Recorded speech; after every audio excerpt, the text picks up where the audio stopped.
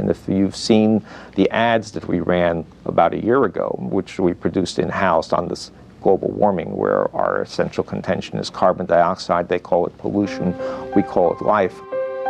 There's something in these pictures you can't see. It's what we breathe out and plants breathe in. Carbon dioxide. They call it pollution. We call it life. We got lots of hate mail. 2 senators this past fall sent a letter to ExxonMobil calling on it to stop funding CEI. So Exxon was secretly paying think tanks to tell us we shouldn't regulate Exxon. Public outrage forced Exxon to stop. In fact, ExxonMobil didn't fund us at all this past year. That was great, but Exxon had other ways to influence policy. Like this guy, Lee Raymond. He's a trustee of one of the key free market think tanks. He also used to be Exxon's CEO, and the year he left that job, he became an official advisor to the U.S. government on energy matters. This was scary. If we let the free market cult keep running the world, there wouldn't be a world left to fix. We had to do something. So when we heard about a huge oil conference up in Canada, we decided to go. Posing as a big PR agency, we offered them Lee Raymond, Exxon's ex-CEO, as keynote speaker. They jumped at the chance. But what they didn't know is that on the day of the talk, Raymond would be suddenly unavailable, and an assistant would step in to replace him.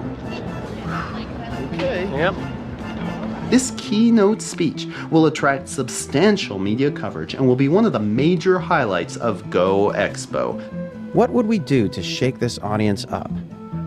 It would have to be more shocking than anything we'd done before.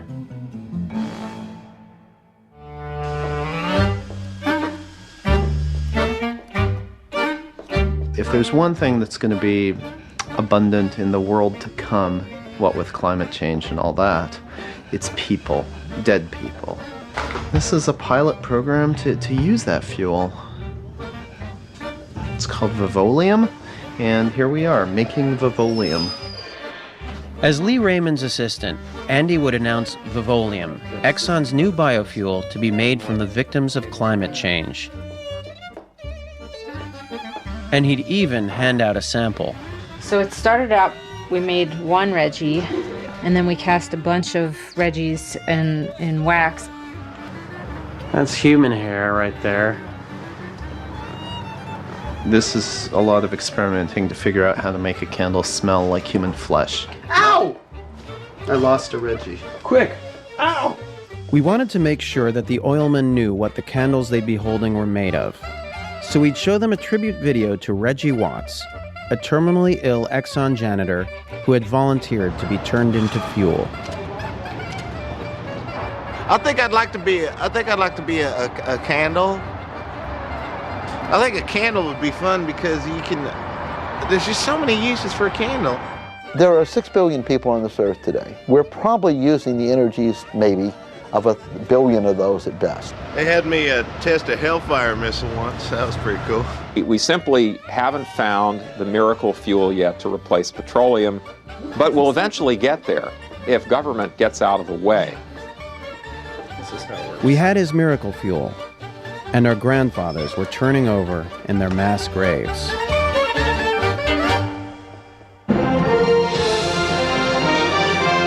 CTV News with Barb Higgins and Daryl Chans.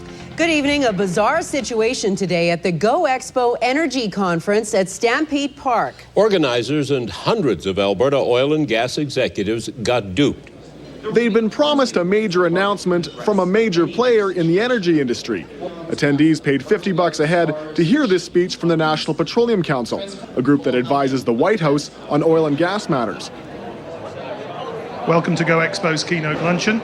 Please welcome S.K. Wolf. First, I need to say how wonderful it is to see on all the faces here today the childlike exuberance of a great industry in full flower. And why not? Without oil, at least 4 billion people would starve, and starving would become the new black.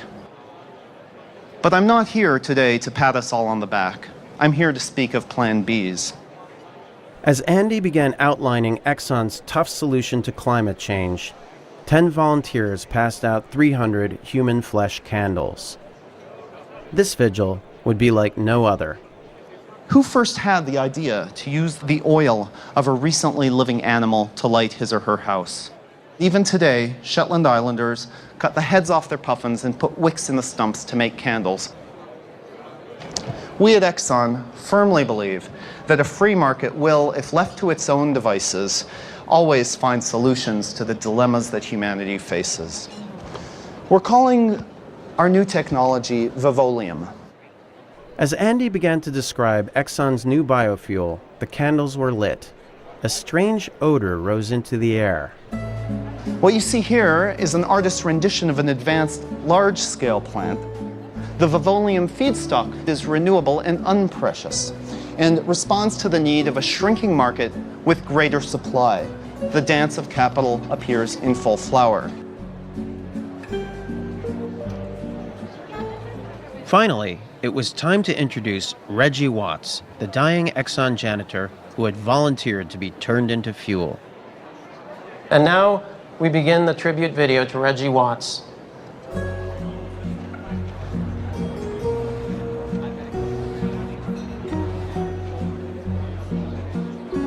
Worked in maintenance for a while. Moved up to maintenance 2, started doing cleanup, toxic spill cleanup. After I heard from the doctor that I was going to die, I felt like I had something to live for. Can you switch this off? Could we describe? Please switch it off. I think I'd like to be a candle. There's just so many uses for a candle. I mean, you know, like if you want something romantic, like that'd be nice to know. I was a candle on tables, you know, when people, when they first met each other on a date. I think that would be great. I'd love that. That'd be a hoot. This is a funerary observance. I mean, this guy died. Switch this off before This man died. People. Really is.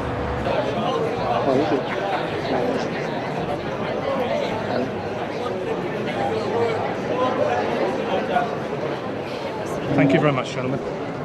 Thank you very much. I'm very sorry, but we've been cut off. Apparently, we're not allowed to have a funerary observance for a man who's died to make a product possible. And I'm being, are you allowed to do that to me? What?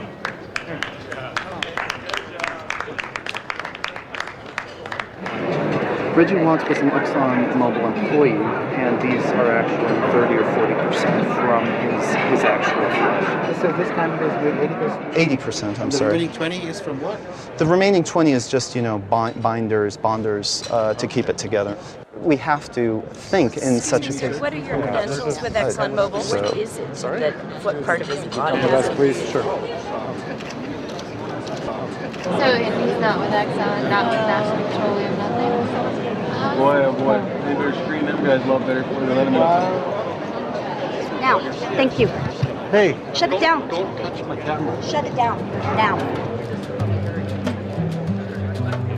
Had we actually made the oil people think about what they were doing?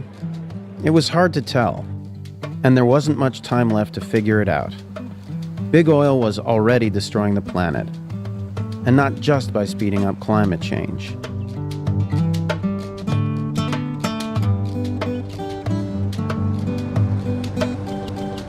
This house right here, it used to be on this side.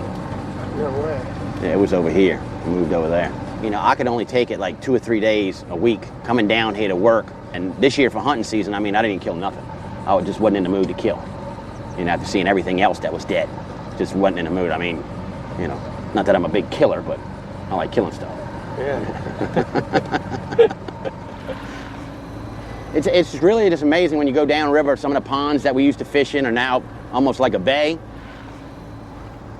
For decades, the government had ignored scientists' warnings and let industry carve up the wetlands that protected New Orleans from storms. About 1 million acres of land has disappeared since 1930. It was done canal by canal, oil field by oil field, port by port, parcel by parcel. It was, if you will, death by 1,000 cuts.